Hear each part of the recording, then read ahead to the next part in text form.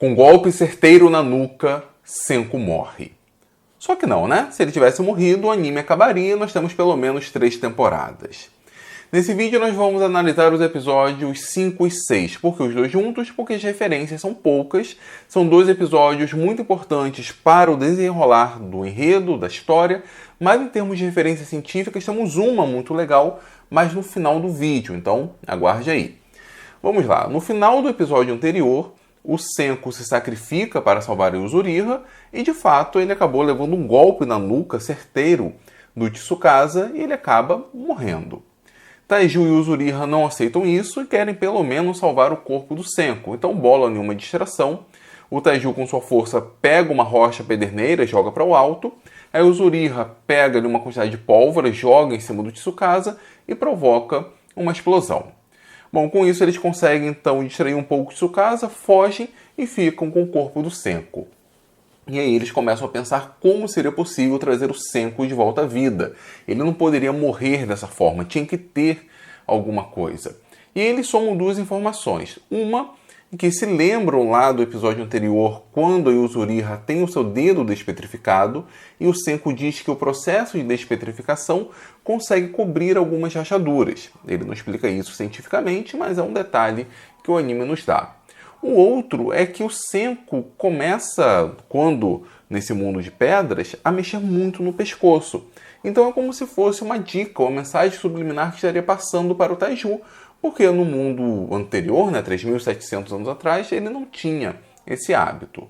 Taiju e o Yuzuriha, então, juntam essas informações, percebem que tem um pedaço de pedra na nuca do Senku, utilizam o Nital, conseguem quebrar, romper essa carapaça e com isso possivelmente conseguiram então regenerar aquela região, conseguiram regenerar os ossos ali do pescoço, talvez juntar alguma terminação nervosa.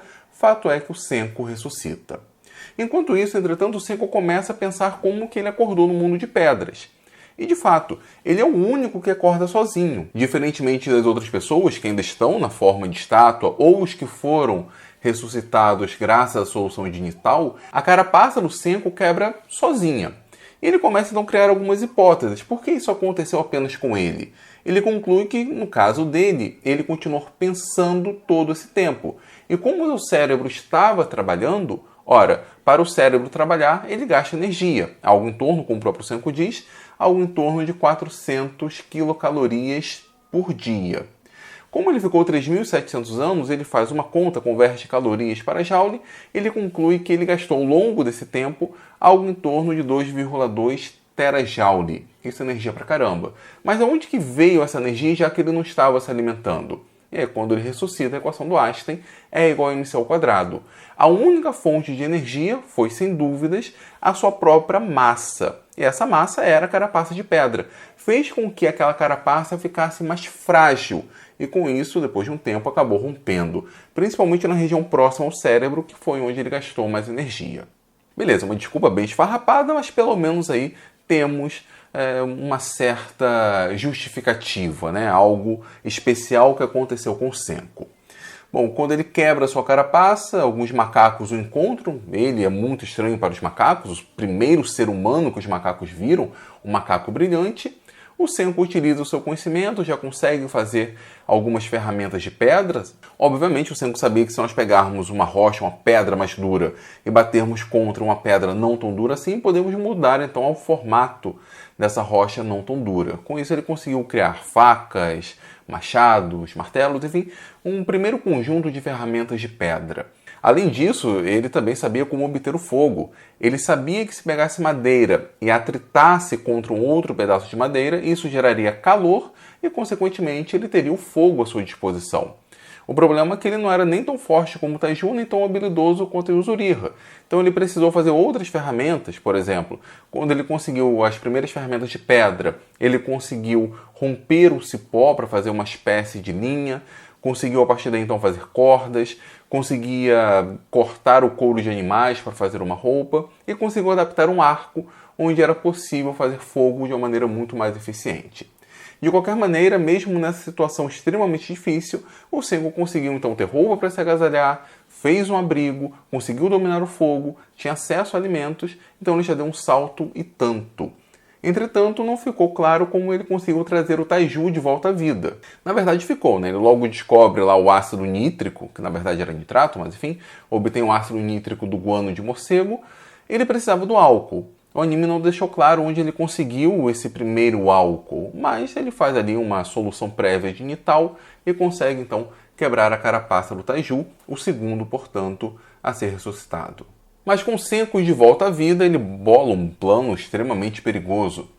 Como o Tsukasa acredita que ele está morto, então ele pede para o Taiju e o Uzuriha irem até o Tsukasa, se passarem por amigos, mas na verdade seriam espiões, enquanto que o próprio Senku iria procurar as outras pessoas daquele mundo de pedras, porque ele viu que ele teve resposta aos sinais de fumaça. Então tem gente viva.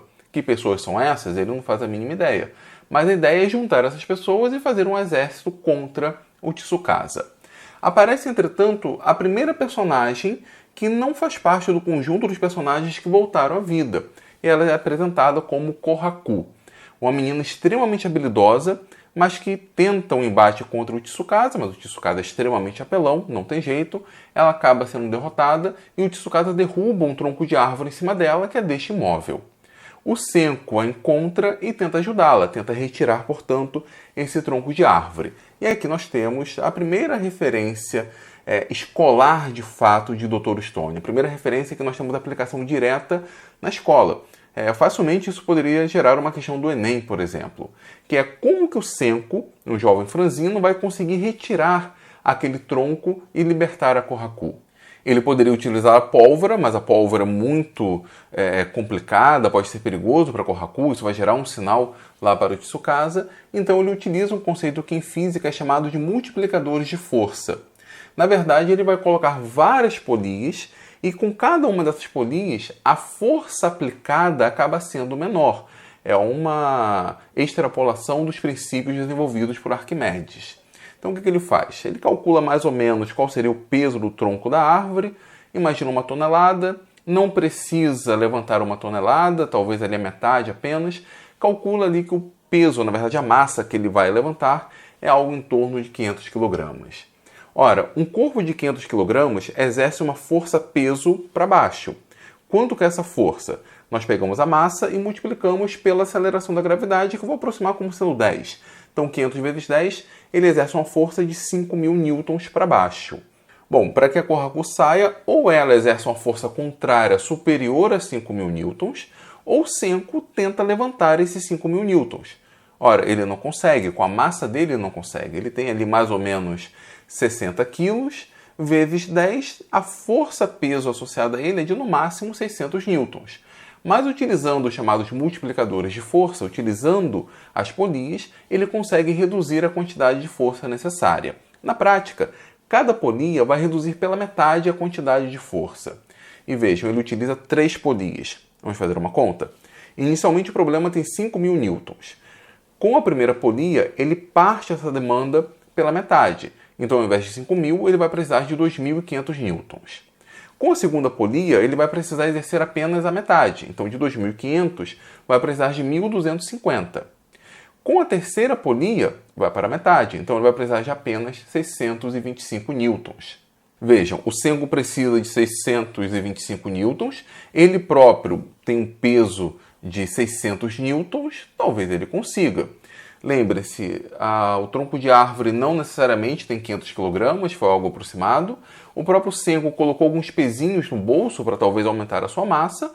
Ele tem ali algo em torno de 625 newtons. Ele consegue, portanto, levantar o tronco de árvore, alguém tão frágil quanto ele, utilizando apenas o conhecimento científico, e a Kohaku é liberta. A partir daqui chegamos a um ponto muito importante na história do anime. Não sabemos ainda quem é a Kohaku, de onde ela veio, qual a origem desses seres humanos.